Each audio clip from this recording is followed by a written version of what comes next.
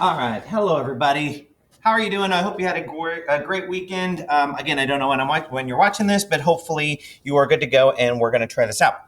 Now, the first thing I need to start out by saying is this unit, this week that we're going to focus on is going to be on volume and surface area. All right. So some of you may be familiar with it, some of you may not. However, in order to do volume and surface area, you really need to understand area.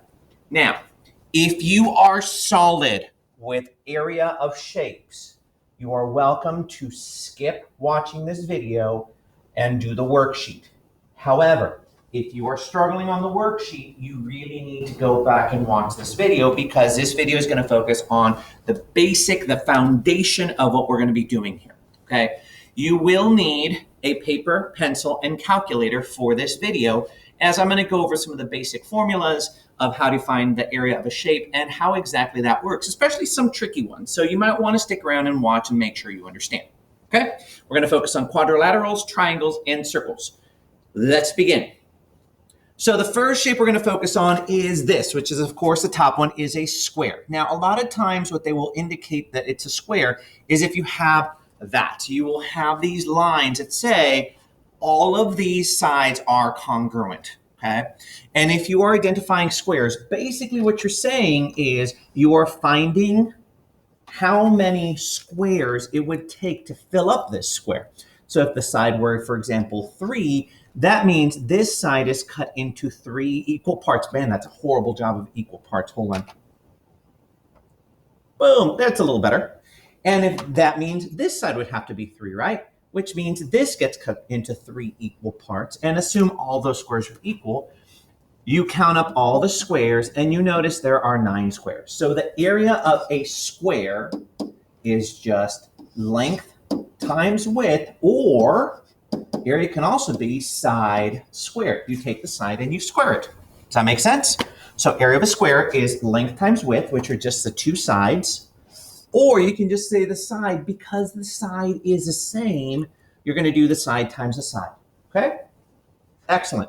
So, for example, if my square, the side lengths were, let's go with 8, then the area of the shape is 64 units squared. Make sure area is always something squared, inches or meters or whatever. Next shape is a rectangle. Now, again, a lot of times you'll recognize rectangles by their shape. Please be aware that a rectangle doesn't have to look like this. It can look a variety of different ways, including even a square, because all a rectangle says is that opposite sides are parallel. Now, again, you see those lines? That indicates those 2 sides are identical. And then you might get this to show these 2 lines are identical or congruent. So a square, opposite sides must be congruent, and all angles, or quadrilateral, rectangle, I'm sorry, and all angles have to be 90-degree angles. So like a square, opposite sides are congruent, just because all 4 of them are the same, but this is a rectangle. And it follows the same basic principle of how many squares would go inside. So again, if this side were 3 and this side were 8, that means this is cut into 3 equal parts and this is cut into 8 equal parts. Ooh, that might be a little hard to do. Let's see. Okay. Something like that. And 1, 2, 3, 4, 5, 6, 7, 8, and 1, 2, 3. And so you just count up how many squares. Again, area of a rectangle then is area equals length times width. Length times width. All right? Just this side times this side. Now, all of that is pretty straightforward. Let's move on to the next one. Now, this shape is called a what? This shape is called a parallelogram, okay? Where these 2 sides are congruent and these 2 sides are congruent. It doesn't have to be exactly like this. The key thing about this is this also follows the length times width pattern. Well, actually, not necessarily. It follows the base times height. Now, here's the catch. This is what makes this one tricky, okay? If this side were 5 and this side were 7, you don't do 5 times 7, because what we're looking for is the height from the base directly to the top. That's the data we need to know. And actually, if you took this part right here and cut it out, you could take this shape and slide it over here, and what do you notice it makes? Well, if I can draw it well, it makes a square or a rectangle. So this makes a rectangle, which is length times width, or this side times this side. So you need to have, to find the area of a parallelogram like this, you need to know the base, which is just down here, and the height, which is from the bottom up to the top at a right angle. This must be at a right angle, and this would be your height. So base times height. So in this case, let's say this was 5 and this was 6. You would just do 5 times 6, and the area would be 30 units squared. That one's a little tricky. Again, make sure if it has this angle, you can't find the side diagonal like that. It has to be from the bottom to the top. All right, now we're moving on to the next shape, which is a triangle. Now the triangle, the formula for a triangle, A equals base times height divided by 2. Now, please be aware, it's not length times width, it's base times height.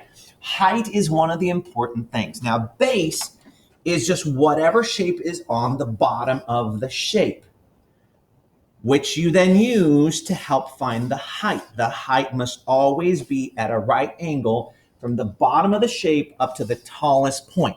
That is always your height. The base is always like this. Now, that means, look, if I took my shape, I took this shape here and I turn it, well, now my base is this, with my height being this, because it's from the lowest point to the highest point at a right angle. It doesn't matter though. Base times height.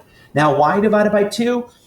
Because if I had connected and completed this all the way up like this, I would make a rectangle, which is basically base times height, but a triangle is half of that. So half of base times height. Okay, so when you're finding the area of a triangle, I want you to find, and I'm just going to go back to the original we had right here. You always have to find, and look, it could be kind of even weird like that. But the base is going to be one of the sides that has a line from the bottom to the top. This would be your height. If this is 5, and this is, let's go with 8. I do 5 times 8, which is 40, but then I divide it by 2. So area equals 5 times 8 divided by 2. Area equals 40 divided by 2, and 40 divided by 2 is 20 units squared. So always base times height divided by 2 for triangles. Some of the triangles will make it look a little weird, like this one over here. Again, base times height, where base is the bottom, and height is from the bottom to the top. Now, that is not this because it's not at a right angle, so you cannot look at that side. You have to go from the bottom to the top, from the lowest point to the highest point at a right angle, like this. That would be your height. This would be your base. So again, if you see a triangle that looks like 5 and 8 and 8, I can't find the area of that until I know the base to the top at a right angle. So let's suppose that was 7. Then I can find it. I can do 5 times 7, which is 35, divided by 2, which would be, 17 and a half. So they can get a little ugly there. But the same holds true with shapes like this. Now, this triangle is really interesting. This would be my base. But what would my height be? Well, I can't go here up to the top because it doesn't reach the highest point. So my height in that case would have to be from the highest point straight down, okay? And it would be at an angle like that. And that'll show you, it'll show you it's a right angle here. So then you can go from there and say, hey, let's suppose this would be my height. So let's suppose I say the base is 10 centimeters and my height is 6 centimeters. I do base times height, 10 times 6, which is 60, divided by 2, which is 30 centimeters squared. Okay, so always make sure that for triangles, it's from the bottom to the highest point at a right angle. Last thing we're talking about is circles. Circles. Now, the area for circle is followed by the formula area equals pi times radius squared. Pi times radius squared. Now, for the worksheet you're doing today, it does specifically say to use pi as 3.14. Now, most of the calculators we have do have a pi button, which you could use. you're not required to do that, even though that would be a little bit more exact. If you do 3.14, that'll get, 3.14, that'll get you close enough to the answer and would be acceptable with that. Now the R is what? It is your radius. Radius. So when I get the area, I do pi, or 3.14, times whatever your radius is, and you square that number. Now be careful, please. Order of operations says you need to square this number first before multiplying it by pi. So if my radius is 4, then I would do area equals pi times 4 squared. And by the way, 4 what? 4, let's go with inches. So and then I do pi times 4 squared, which is 16. And then I multiply pi times 16 to get my final answer. Now, when I do that, when I do pi times 16, again, I want you to use 3.14 in the worksheet. So 3.14 times 16 is area equals 50 and 24, ooh, that's weird, 24 hundredths inches squared. Okay? But sometimes you might get a circle that looks like this one at the bottom, where they don't give you the radius, they give you the distance all the way across, which is called your diameter. All right? In that case, you have to cut the diameter in half to find the radius to then be able to do the formula. Okay? So if I said the diameter was 10 meters, you would have to go area equals pi times the radius. If the diameter is 10, the radius would be 5 squared. And then solve it that way. Good? All right, well, that is it. That should solve it. You should be able to do the worksheet from what I gave you there. Now, I apologize. I did not give you this worksheet in the handout that I sent home with you. However, you should be able to do it from that, okay? And those of you in class on Tuesday, I will give you the packet for the next couple days that we'll be working on. So you can either print out the worksheet I gave you in here, or you are welcome to write this down on a piece of paper and solve it. However, I do need to see your work. So please make sure you're showing your work and not just giving me the answers. If you just give me answers, I am not going to grade it. I'm going to return it to you as just incomplete. Got it? All right, have a good weekend. Get this done by Monday at midnight, and I will see you on Tuesday.